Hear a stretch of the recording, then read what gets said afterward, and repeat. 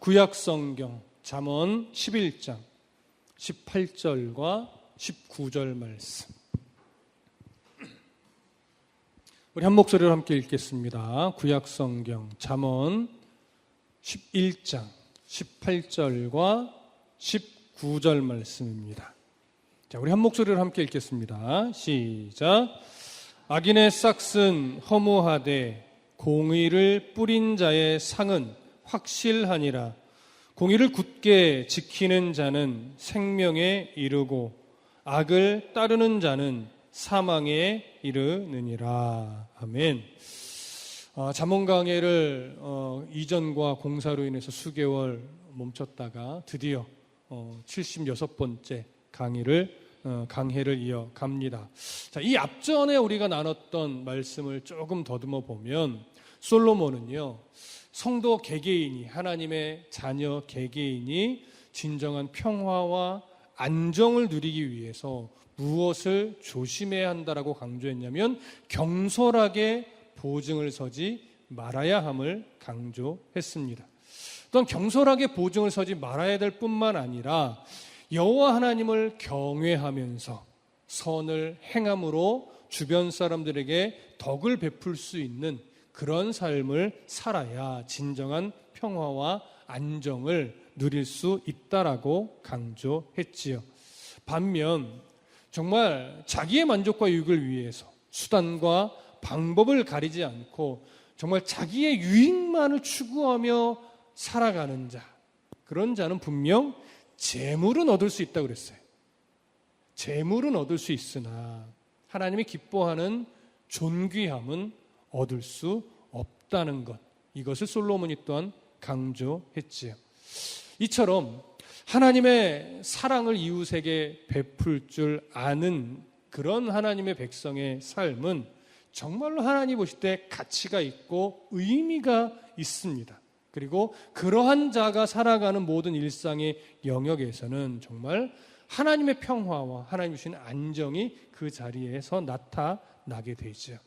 우리가 정말 진정한 평화와 안정을 누리며 살기를 원한다면 힘겨워도 하나님이 주는 가치를 바라보며 살아가야 할 겁니다. 이제 오늘 본문에서 솔로몬은요, 이러한 하나님 나라의 가치 기준 아래서 살아갈 때 악인과 의인이 어떤 결과를 맞이하게 되는가, 이 부분을 강조합니다. 자, 다시 한번 18절과 19절을 함께 읽습니다. 시작. 악인의 싹은 허무하되 공의를 뿌린 자의 상은 확실하니라. 공의를 굳게 지키는 자는 생명에 이르고 악을 따르는 자는 사망에 이르느니라. 자, 여기서 지금 솔로몬이 말하고 있는 악인, 이 악인은 누구냐면요, 단순하게 흉악범, 이걸 지금 말하는 것이 아니고 하나님을 경외하지 않는 자, 그리고 하나님의 가치 기준을 제외하고 외면하고 자기 소견에 옳은 대로만 살아가는 자를 의미합니다. 그렇다면 거꾸로 의인은 누구겠습니까? 정말로 세상 사람들이 볼 때도 정말 의로운 삶의 흔적이 가득한 사람만은 의미하는 것이 아니고, 여기서의 의인이라 함은 하나님을 경외하는 자, 연약하고 부족하지만 하나님을 경외하며 하나님의 공의를 지키기 위해 부단히도 노력하며 살아가는 자, 이런 자를 솔로몬은 의인이라고 하는 거예요. 자, 그러면 여러분, 오늘 솔로몬이 언급하고 있는 악인과 의인, 이 두 부류의 사람들 안에 공통점이 있을까요, 없을까요? 없을 것 같지만 이 악인과 의인, 오늘 솔로몬이 말하고 있는 악인과 의인, 이 두 부류의 사람 사이에는요, 놀랍게도 아주 중요한 공통점이 하나 있어요. 그게 뭐냐면 열심히 산다는 거예요. 성실하게 산다는 거예요. 여러분, 악인이 게으릅니까?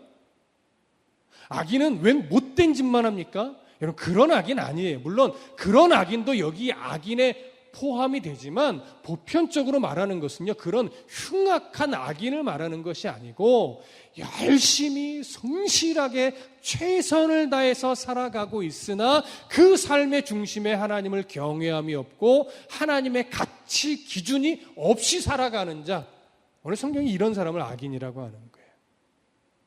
그리고 하나님의 가치 기준 아래에서 하나님을 경외하며 열심히 살아가고 있는 자를 또한 의인이라고 말하는 거죠. 여기서 말하는 의인은 실수 안 하나요? 잘못 안 하나요? 때로는 죄를 안 짓나요? 그렇지 않죠. 그런 실수와 연약함과 때로는 죄를 저지르는 일도 행하지만 그래도 그 중심에 하나님을 경외하며 하나님 앞에 잘못했을 때 가슴 아파할 줄 아는 그런 심령을 가지며 공의를 지켜야 된다라고 하는 어떤 가슴에 이 어떤 뜨거움들이 있는 그런 기준을 갖고 살아가는 자를 의인이라고 하는 거예요. 그러니까 이들은 똑같이 열심히 성실하게 최선을 다해서 살아가지만 뭐가 달라요? 끝내 주어질 결과가 다른 거예요. 그래서 솔로몬이 이렇게 말해요. 악인의 삶에 대해서 뭐라고 말하냐면 악인의 싹은 뭐하다? 허무하다. 악인의 싹은 가난이다 이렇게 말하지 않아요. 악인의 싹은 뭐하다? 허무하다. 여러분, 싹시라고 하는 것은 어떤 의미입니까? 열심히 일한, 열심히 노력한 것에 대한 결과물이죠. 뭐 보상이라고 말할 수도 있고 대가라고도 말할 수 있겠죠. 근데 솔로몬이 말하는 거예요. 악인이 열심히 살아낸 그 결과물에 대해서, 그 대가에 대해서, 그 이룬 것에 대해서 허무하다, 무가치하다. 그러니까 이건 뭐예요? 그 결과물의 크기를 말하는 것이 아니고 그 결과물의 가치를 말하는 거예요. 누구의 시선에서? 하나님의 시선에서. 이 세상의 시선으로 보면요, 그건 대단한 가치일 거예요. 높임도 받아요. 인기도 받을 수 있어요. 그런데 이상하게 그런 세상에서 인기를 얻고 세상에선 대단하다, 멋지다, 비결이 뭐냐 이렇게 묻는 그 삶의 그 결과물들이 하나님의 시선으로 보니까 아무런 가치도 없고 영원하지도 않고 하나님이 바람 한번 불면 다 없어질 수 있는 참으로 불완전한 것들이라는 거죠. 영원하지 않아요. 완전하지도 않아요. 내일 그것이 어떻게 될지 누구도 장담할 수 없는 것들이라는 것. 지금 이걸 말하는 거죠. 따라서 하나님을 경외하지 않는 자의 그 삶은 하나님의 가치 기준이 외면된 채 그저 자기 소견에 옳은 대로 열심히만 살아서 얻는 부요와 명예이기 때문에 하나님 앞에서는 야, 너 그게 뭐라고 나 없이 그렇게 열심히 살았냐? 너 그거 바람 한번 불면 없어질 것들인데 그게 인생의 목적이 돼서 나와 상관없이 그렇게 열심히만 살았냐? 하나님 이렇게 말씀하실 거라는 거지. 그래서 솔로몬이 19절에서 이 허무한 악인의 싹에 대해서 뭐라고 정리를 하냐면 악을 따르는 자는 사망에 이르느니라 이렇게 정리를 한 거예요. 악을 따르는 자. 여러분, 악을 따르는 자라고 번역된 이 부분을 조금 주목해 보실 필요가 있어요. 악을 따른다. 히브리어 성경으로 보면요, 어떤 문법적 형태를 띠고 있냐면 강조형 능동태를 띠고 있어요. 이게 어떤 의미냐면 능동태가 뭐예요? 누가 시켜서 어쩔 수 없이 한다는 의미가 아니죠. 내가 적극적으로 한다는 거예요. 근데 그것을 더 힘 있게 강조형이잖아요. 따라서 여러분, 악을 따르는 이 삶의 중심을 잘 보면요, 뭐 사단의 미혹 때문에 어쩔 수 없어, 나는 하기 싫었는데 어쩔 수 없어, 그 길을 갔다, 이거 아니에요. 하나님의 가치를 외면해버리니까 결국 자기 기준에서 자기의 만족과 자기의 유익이 우선시되니까 결국은 적극적으로 자기의 판단과 자기 선택으로 그 악한 길을 갔다는 거예요. 하나님이 싫어하든 말든, 하나님이 인정하든 말든 오직 내게 유익이 된다면 기꺼이 서슴없이 그 길을 가는 거예요. 예배 안 드려도 돼요. 봉사 안 해도 돼요. 하나님의 영광 가리우든지 말든지 그저 이 일을 통해서 나만 내가 원하는 대로만 잘 되면 된다는 식이죠. 그래서 그런 열심을 가지고 살아서 많은 것을 이룬다 한들 우리 하나님이 인정하지 않는다면 그건 허무하다고, 의미 없다고, 무가치하다고, 그러니 그런 어리석은 열심의 삶을 살지 말라고 솔로몬이 지금 강조하고 있는 거죠.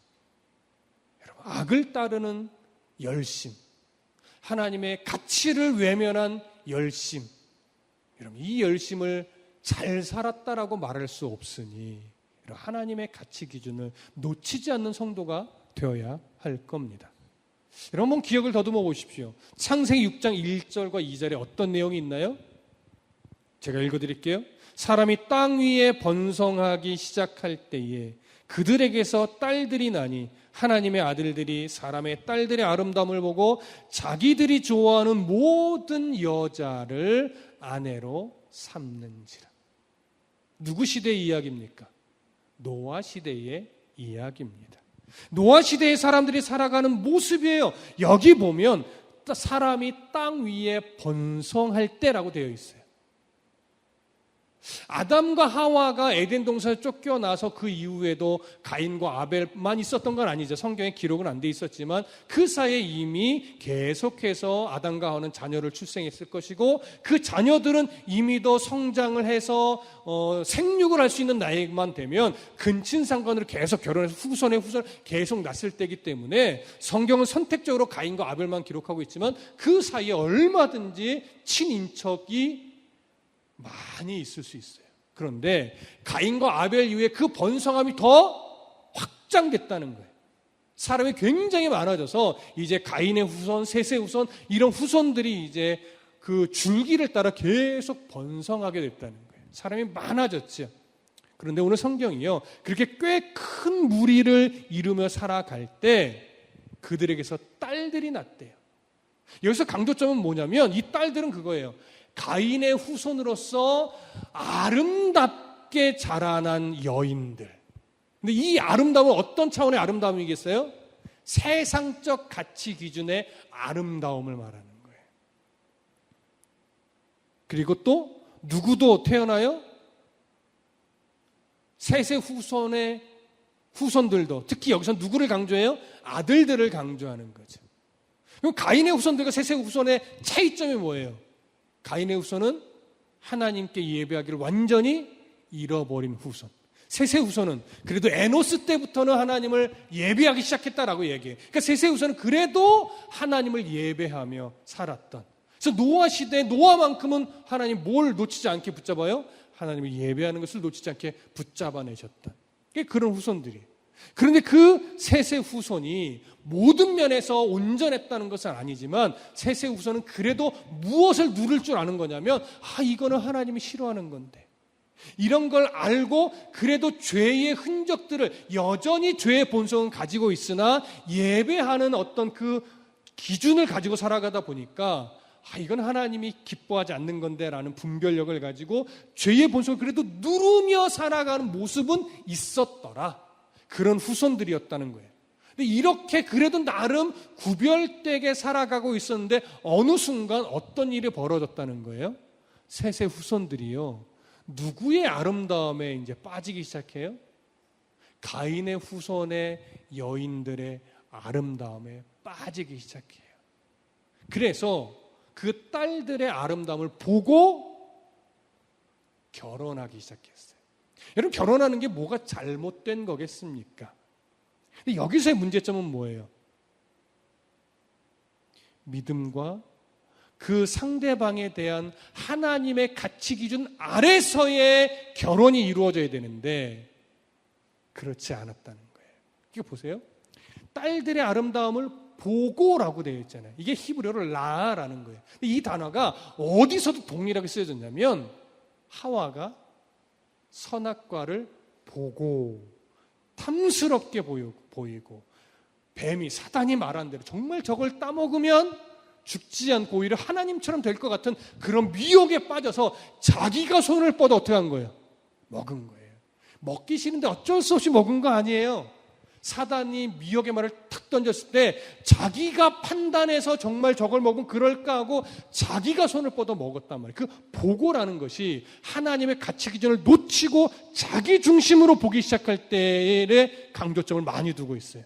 지금 이 셋의 후손들도요, 열심히 살았죠. 성실하게 살았죠. 그런데 어느 순간 하나님의 마음을 잃어버리기 시작하니까 가인의 후손 중 그 여인들의 그저 관능적인 아름다움만 보고 저들이 하나님을 섬기든 안 섬기든 그저 아내로 삼기 시작한 거예요. 근데 문제는 아내로 삼았으면 그들에게 믿음을 잘 가르쳐서 함께 하나님을 섬기는 자로 만들어갔으면 그래도 감사한 일인데, 여러분, 보편적으로 하나님을 경외하지 않는 자와 하나님을 경외하는 자가 가까이 할 때요, 누구의 영향을 더 쉽게 받을까요? 하나님을 경외하지 않는 자가 하나님을 경외하는 자의 영향을 받아서 믿음의 자리로 나아가는 경우가 많을까요? 하나님을 경외하던 자가 경외하지 않는 자의 영향을 받아서 점차 하나님과 거리가 멀어지는 일이 더 많을까요? 꼭 그런 건 아니죠. 후자가 더 많아요. 그러니까 하나님을 경외하는 자가 하나님을 경외하지 않는 자와 교제를 하면 안 된다, 이거 말하는 거 절대 아니에요. 당연히 교제해야죠. 근데 목적은 뭐예요? 그에게 그리스도인들의 아름다움과 하나님의 거룩하심과 하나님 나라의 소망을 나누어 주기 위한 목적을 가지고 그런 어떤 영향력을 드러내기 위해서 그리스도인답게 살며 관계를 맺는 거라고요. 근데 그런 기준이 하나도 없는 거예요. 그냥 아름다움이 좋아서 내 여자 만들고 싶어서 그냥 결혼하다 보니까 그들에게 하나님 나라의 아름다운 영향력을 끼치지 않고 오히려 그 여자에게 끌려다니며 하나님 경외하기를 점차 잃어버리고 오히려 하나님이 기뻐하지 않는 쪽으로 점차 삶이 끌려가더라. 근데 끌려가는 듯 보이지만 결국은 지가 좋아서 자기의 판단과 선택으로 그 길로 간 거죠. 이게 무서운 거예요. 이게 별거 아닌 것 같지만 무서운 거예요. 그래서 어른들은 겪어보고 주변에서 많이 보니까 가능하면 믿음 있는 사람과 결혼하라고 이야기를 하잖아요. 믿음 없는 사람과 결혼한다고 심각하지는 않아요.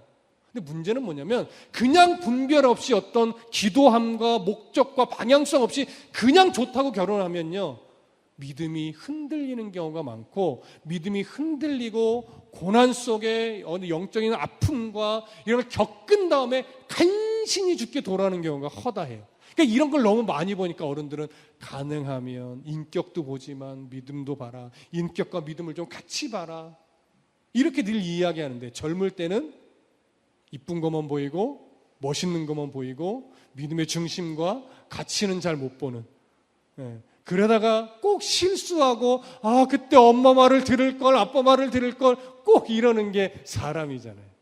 그러니까 그러지 말라고 지금 솔로몬이 계속 강조해서 교훈을 하는 겁니다. 자, 이렇게 분별력을 잃어버리고 악한 것과 같이 할 때 그 결과는 뭐래요?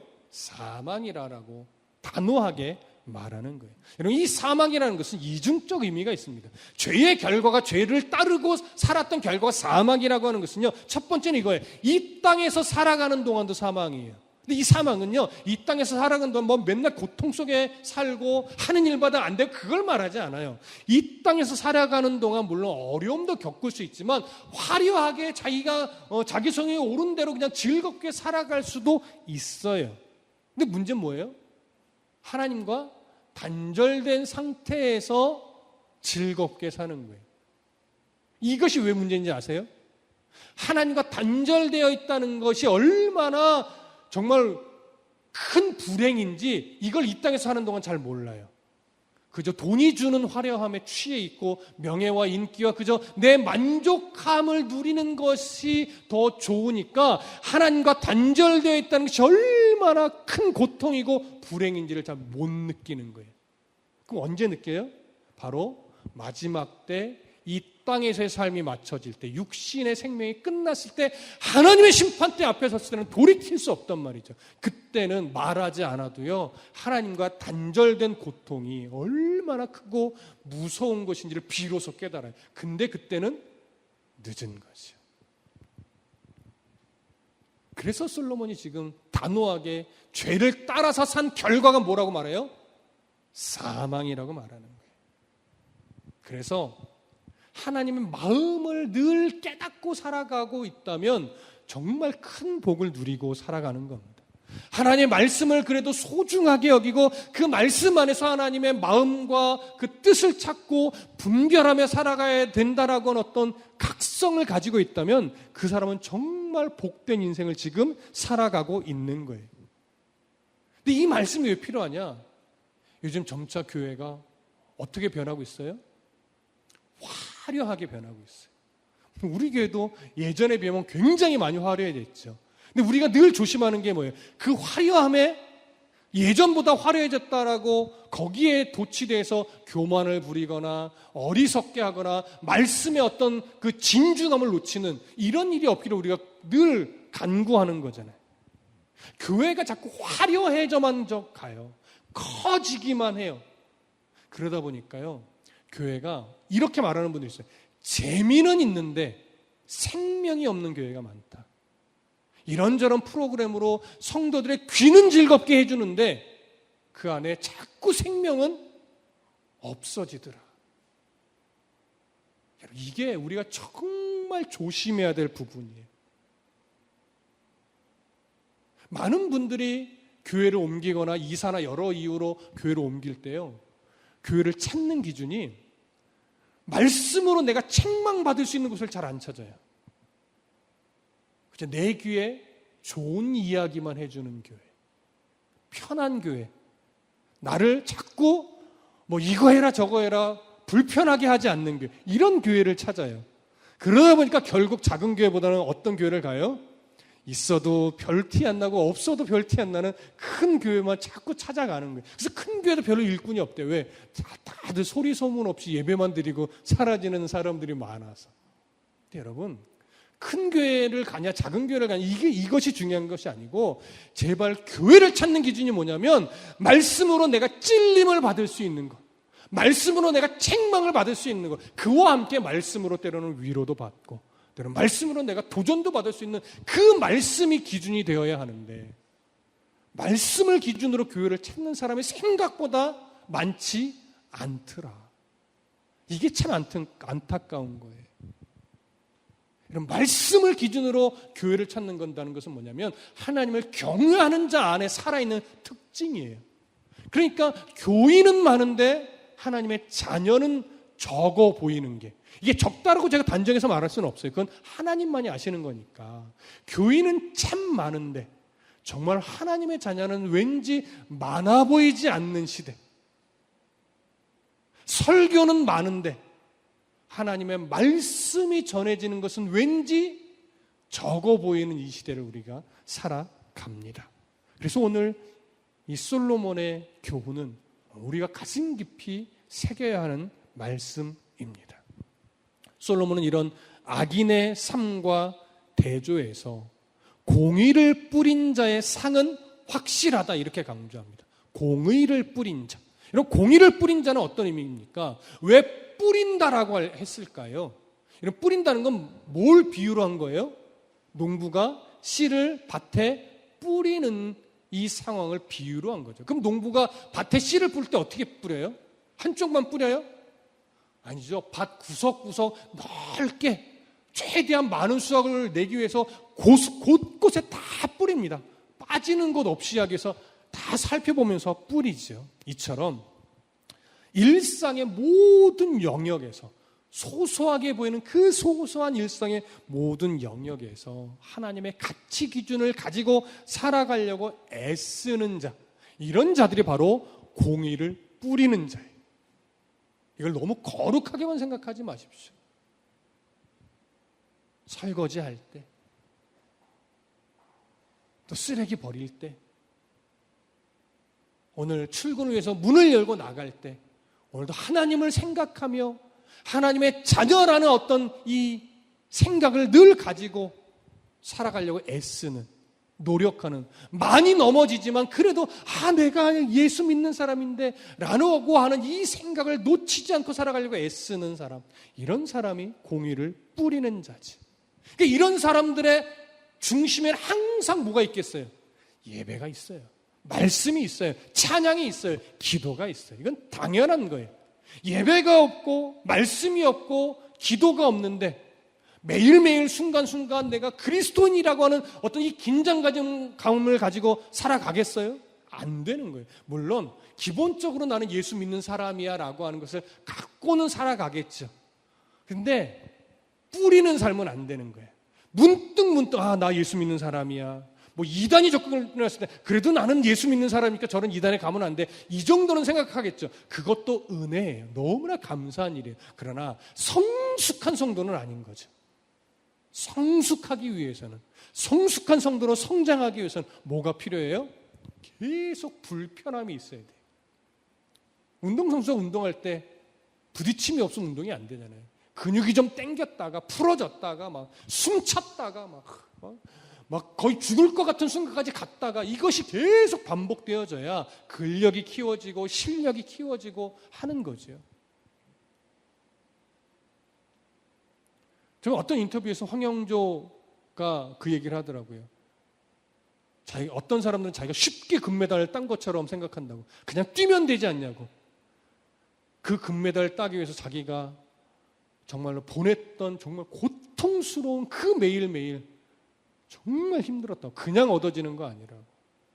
그 힘겹고 외로운 싸움을 너무나 오랫동안 했기 때문에 금메달이라는 걸 딸 수 있었지. 그런 시간이 없었으면 이건 절대 딸 수 없는 거라고. 여러분, 믿음이 성장한다는 거요? 그냥 되지 않아요. 그래서 하나님이 연단이라는 것을 허락하는 거죠. 그 연단은 내가 받고 싶다고 받아지는 것도 아니고 받기 싫다고 안 받을 수 있는 것도 아니에요. 하나님의 각자의 인생에 맞게, 각자의 성향에 맞게 항상 연단을 통해서 나를 자라게 합니다. 그 연단은 부딪힘이에요. 때로는 갈등이에요. 때로는 아픔이에요. 때로는 슬픔이에요. 그 속에서 뭘 만나야 되는 거예요? 하나님의 마음을 만나야 되는 거예요. 그것만 만나면요, 이겨낼 수 있어요.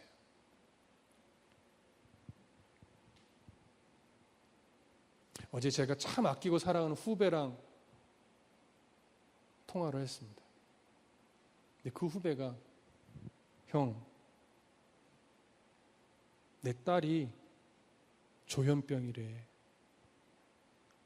이 얘기를 하는데 뭐라고 말을 못하게 해주겠는 거예요. 힘들겠다. 너 괜찮냐? 근데 그 친구가 말하는 거예요. 괜찮지는 않지. 근데 하나님의 뜻이 분명 있을 것 같아. 그래서 괜찮아. 괜찮지는 않은데 그래서 괜찮아. 분명 내 딸을 하나님이 어떻게든 쓰시겠지. 그래서 괜찮아. 이 얘기를 하는데, 그래서 형 기도해줘. 여러분, 정말 우리가 믿음을 지키고 가정을 지키고 교회를 지키고 우리 주변을 지키기 위해서 정말 기도할 때인 건 맞는 것 같습니다. 기도할 사람이 너무나 많습니다. 기도해야 될 이유도 많습니다. 근데 기도를 잘 못해요. 저부터도. 왜요? 뭐가 이렇게 바쁠까요? 뭐가 이렇게 분주할까요? 죽어라고 기도하던 예전 어른들이 생각이 나는데, 저는 왜 이렇게 목사임에도 불구하고 죽어라고 기도하는 모습을 못 가질까요? 저부터 각성해야 되겠구나, 이런 생각을 하게 됩니다. 여러분, 죽어라고 기도하면 죽지 않아요. 죽어라고 기도해야 될 내용들이 너무나 많은데 우리는 뭐가 그렇게 분주하고 뭐가 그렇게 바쁜지 죽어라 기도할 시간을 빼놓지를 못합니다. 그래서 수요일만큼이라도 말씀과 기도에 힘을 내자고 여러분들에게 독려했던 겁니다. 함께 더 힘을 내보자고. 여러분, 솔로몬은 말합니다. 이렇게 공의를 뿌리는 자의 상은 뭐라고 말해요? 확실하대요. 확실하대요. 공의를 뿌리는 자의 상, 왜 상이란 표현을 쓸까요? 아까 악인들의 열심은 뭘로 표현했어요? 싹시라고 표현했잖아요. 근데 지금 악인들, 공의를 뿌리는 이 성도들의 삶의 결과는 상이라고 말을 하는 거예요. 상. 왜 상일까요? 그리스도인의 삶은요, 힘겹고 힘겹든 덜 힘겹든, 슬프든 덜 슬프든 그 성도의 삶은 하나님의 은혜로 살아낸 삶의 결과이기 때문에 그래요. 그러니까 하나님의 은혜로 살아온 삶의 결과는 싹이 아니라 뭐예요? 하나님의 선물이 주어지는 거죠. 노력의 대가가 주어지는 게 아니에요. 하나님의 은혜 안에서 살아온 그 삶에 하나님이 선물을 주시는 겁니다. 근데 그 선물이 뭐래요? 확실함이래요. 그 선물이 돈이 아니고, 그 선물이 명예가 아니고, 그 선물이 인기가 아니고, 그 선물이요 확실함이래요. 그럼 이 확실함은 뭐와 대조되는 거예요? 허무함과 대조되는 거예요.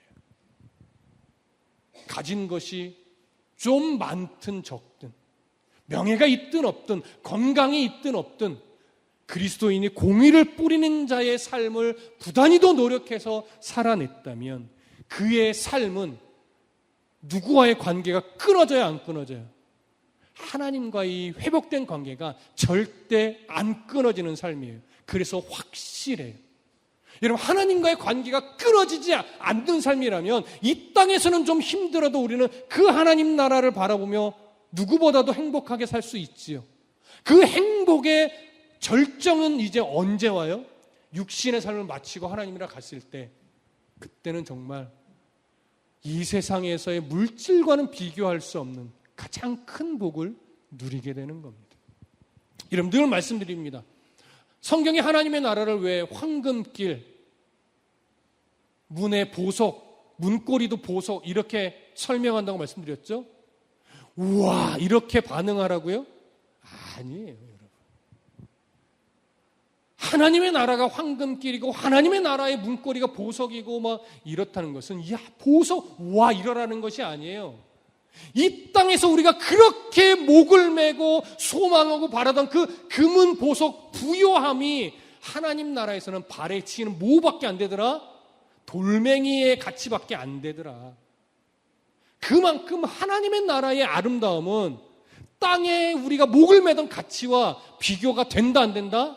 안 된다. 이걸 말하고 싶은 거지. 이야, 하나님의 나라 가면 야, 황금이 막 이마이마해. 이런 차원의 놀람이라면 그 사람은 하나님의 나라를 모르는 거예요. 하나님의 나라, 길거리에 발에 치이는 게 황금돌인데, 이야, 황금 찾았다라고 외쳐봤자 어느 누구 하나 대단하다 이렇게 말하지 않아요. 너 돌멩이 들고 뭐하냐 이러지. 하나님의 나라는 그런 가치예요. 땅의 가치와 비교할 수 없어요. 그러니 공의를 뿌린 자, 하나님의 가치를 가지고 부단히도 살아가려고 애쓰는 자가 하나님과의 관계 회복을 가지고 늘 살아가는 이 선물과 같은 상, 이 상을 마음 깊이 누린다면요, 이걸 뭐와 바꿀 수 있겠습니까? 뭐와 바꿀 수 있겠어요? 그 어떤 것과도 바꿀 수 없는 거죠. 그러니 이 맛을 한번 본 사람들은 하나님과의 이 관계, 하나님이 주시는 상, 이 확실함을 잃어버리지 않기 위해서 부단히도 노력하는 거예요. 힘들어도 예배의 자리를 지켜내고, 힘들어도 늘 말씀을 눈과 귀로 읽어내고, 늘 힘들어도 아침에 또 밤에 기도하며 하나님과 교통하려고 애를 쓰고. 여러분, 어떤 사람은 하나님의 뜻이 막 기도만 하면 확 온다고 해요. 저는 좀 신기해요. 저는 하나님의 뜻을 그렇게 느끼는 사람은 아니라서, 약간 저는 순복음 계열의 이런 경험이 많은 사람이 아니라서, 야, 저분은 어떻게 하나님의 뜻을 저렇게 알까 놀랍기는 합니다. 근데 여러분, 보편적으로 하나님의 뜻이라고 하는 것은요, 제가 성경 안에서 발견한 건 뭐냐면, 하나님의 말씀을 읽고 설교를 듣고 그 안에 담긴 올바른 의미가 우리 안에 전달되어졌을 때 그 성경에서 하나님의 마음이 깨달아지면서 그 마음이 내 안에 확신으로 잡으면서 내 삶의 구석구석에 적용하려고 노력하게 되는, 이게 확신이에요.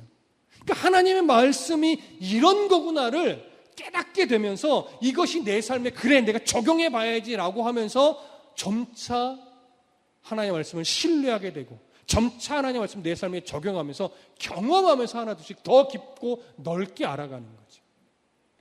저는 이게 확신이라고 보는 사람 중에 하나입니다. 그러니까 말씀 없이 하나님의 뜻을 확신한다? 굉장히 위험한 거예요.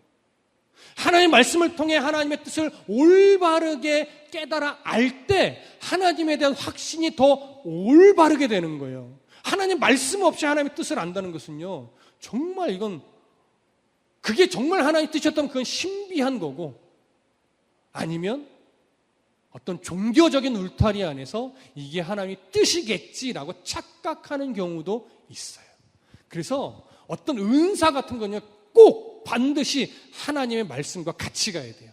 하나님의 말씀에 부합하냐, 그 은사가 하나님의 말씀의 가치 기준 안에서 쓰여지고 있느냐, 이걸 계속 분별해야 돼요. 그렇지 않으면 점차 은사가 자기 욕심으로 변질돼 가는 거예요. 근데 은사주의자들의 크게 실수하는 게 뭐예요? 하나님의 말씀보다 은사를 더 앞세우게 되면서 변질하는 거예요.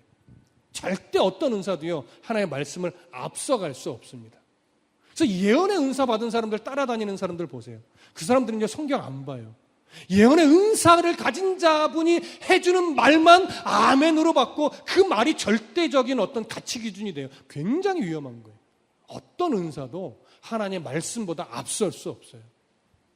그 말씀을 모르고서 하나님의 뜻을 분별한다? 하나님의 말씀이 가지고 있는 그 의미를 바르게 깨닫지 못하고서 하나님의 뜻을 이룬다? 굉장히 위험한 겁니다. 우리 조심하셔야 돼요. 자, 그래서 여러분, 공의를 굳게 지키는 자, 그러면서 뒤에 공의를 뿌리는 자, 이렇게 설명을 하잖아요. 이 공의를 굳게 지킨다, 공의를 뿌린다, 결국은 어떤 거냐면 내 삶 속에 이런 몸부림과 이런 애씀을 가지고 하나님의 가치 기준을 내 삶에 견고하게 세워간다는 거예요. 그러니까 많이 넘어지죠. 그런데 이 애씀이 나를 점차 하나님의 말씀 가까이로 이끌어가면서 내 삶의, 내 일상의 소소한 영역까지도 하나님의 가치 기준으로 살아가는 힘이 생겨나게 만들어주는 거예요. 그러니까 어떤 상황에도 성도는 이 애씀만 가지고 있다면 하나님의 마음 아래서 살아가는 은혜를 누립니다. 이 선물이 얼마나 크고 가치 있는 선물인가를 깨닫게 돼요. 그래서 정말 오늘 하루도 나의 일상을 통해 하나님이 드러나는 이 기쁨을 오늘도 누리며 살아갈 수 있는 은혜가 있기를 소망합니다. 하나님의 공의를 굳게 지켜내십시오. 나의 일상의 말과 행실을 통해 하나님의 명예를 지켜내는, 하나님의 공의를 세워가는 그런 성도의 삶이 되시기를 간절히 소망하고 축복합니다. 기도하겠습니다.